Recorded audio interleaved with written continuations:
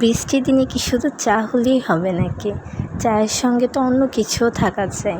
তাই আজ আমি বানিয়ে নিলাম মুড়ি ভাজা। পেঁয়াজ, কাঁচামরিচ, রসুন কেটে নিয়েছি।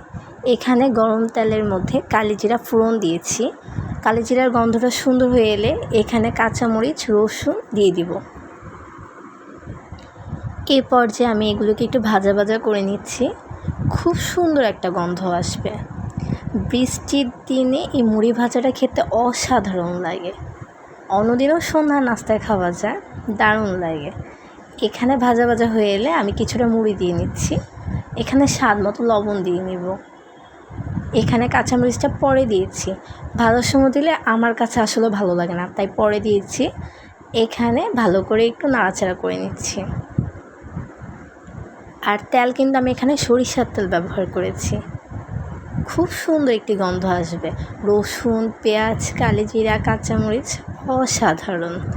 এই তো আমার তৈরি হয়ে গেল মুড়ি ভাজা। ধন্যবাদ।